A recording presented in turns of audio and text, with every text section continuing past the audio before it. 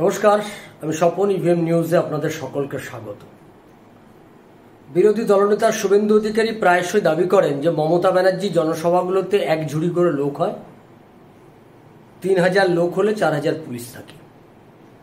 Civic police, আনইউনিফর্ম police তারাই বসে মোটামুটি চেয়ারগুলো ভরায়। এই দাবি তিনি কন্টিনিউয়াসলি করছেন। এই দাবি যে অহেতুক নয়, হুগলির এই জনসভার একটা চিত্র আপনাদেরকে আমি দেখাবো। সেই চিত্র তৃণমূল কংগ্রেস নেত্রী,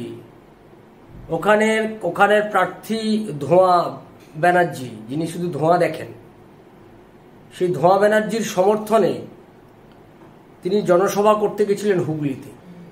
আর সেই হুগলির জনসভার চিত্রটা আপনারা একটু দেখুন।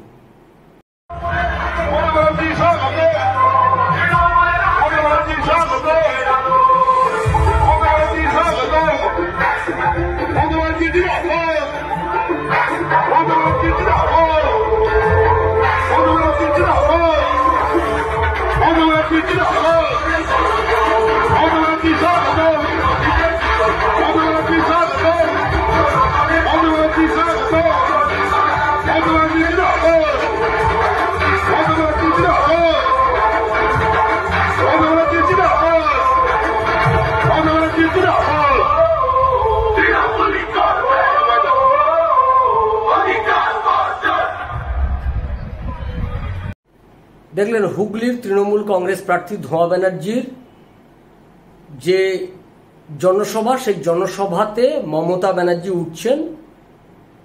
শুভেন্দু অধিকারী তো এক ঝুড়ি বলেছে। আমি তো দেখে বুঝতে পারছি মমতা ব্যানার্জি এক বাটি লোক নিয়ে জনসভা করছে। ওই এক বাটি লোক বসে রয়েছে, তার মধ্যেই হইচই, তার মধ্যে পশ্চিমবাংলার মুখ্যমন্ত্রী। রাজ্যের চেহারা এটা, গোটা রাজ্যের মানুষ যে তৃণমূল কংগ্রেসের থেকে মুখ ফিরিয়ে নিয়েছে। মমতা ব্যানার্জির যে আর জনসমর্থন, জনগণকে আকর্ষণ করার ক্ষমতা হারিয়েছে।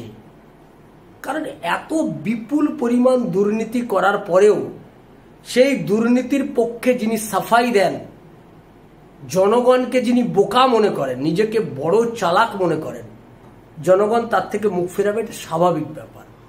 চোখের সামনে যখন দেখছে শাহজাহান বাহিনী অত্যাচার করছে, গোটা সন্দেশখালী, গোটা বসিরহাটের মানুষকে অত্যাচার করেছে শাহজাহান বাহিনী, তখন সেই শাহজাহানের পাশে যখন পিসিআর ভাইপো দাঁড়িয়ে পড়ে, গোটা বাংলার মানুষ বুঝতে পারে যে তৃণমূল কংগ্রেস দলটাকে 2011 সালে আমরা যে স্বপ্ন থেকে এই তৃণমূল কংগ্রেসকে ক্ষমতায় এনেছিলাম, আসলে সেটা এখন আমাদের দুঃস্বপ্নে পরিণত হয়েছে। বাংলার মানুষ এখান থেকে এখন পরিত্রাণ পেতে চায়। আর সেই কারণেই মমতা ব্যানার্জির জনসভাগুলোর এরকম শ্মশানের মতো চেহারা। এটা শুধু হুগলির নয়, গোটা রাজ্যে যেখানে যাচ্ছে দেখবেন ওই পিঠে খাওয়া চ্যানেলগুলো জনগণের দিকে আর ক্যামেরা ঘোরাচ্ছে না, খালি মঞ্চে সারাক্ষণ স্টেজে ধরে রয়েছে। স্টেজ থেকে একটু ঘুরিয়ে দেখাতে বলুন, কিছুতেই দেখাবে না। দূর থেকে লং শট নেবে, যাতে লোকে বুঝতে না পারে। লং শট নিয়ে বোঝানোর চেষ্টা করে প্রচুর লোক আছে। আসলে চালাকির দ্বারা তো মহৎ কাজ হয় না। বাংলার মানুষ যাকে ঘৃণা ভরে প্রত্যাখ্যান করছে, তাদের কাছ থেকে কয়লা গরু, চাকরি চুরির টাকার ভাগ নিয়ে কিছু দালাল মিডিয়া পিঠে খেয়ে এখন তাদের হয়ে গুণগান গাইছে। নির্বাচনের 1 তারিখ পর্যন্ত এদের উদালির ভূমিকা থাকবে। 1 তারিখ পর্যন্ত দেখবেন এরা এই সমস্ত এই চ্যানেলগুলো এই ধরনের কাজ করে বেড়াবে। এক শ্রেণীর দালাল মিডিয়া এই কাজটা করবে। আর আমাদের কাজ হচ্ছে এই দালালদের মুখোশগুলো খুলে দেওয়া। আমরা সেই কাজটা করেই যাব। আমাদের উপর যত আক্রমণ, যত ঝড়ঝাপটা আসুক, এই কাজ আমরা করে যাব। ইভিএম নিউজ এই পর্দা ফাঁস করতে থাকবে। তাই আপনারা চোখ রাখবেন ইভিএম নিউজে, কারণ ইভিএম নিউজ আপনার কথা বলে। নমস্কার।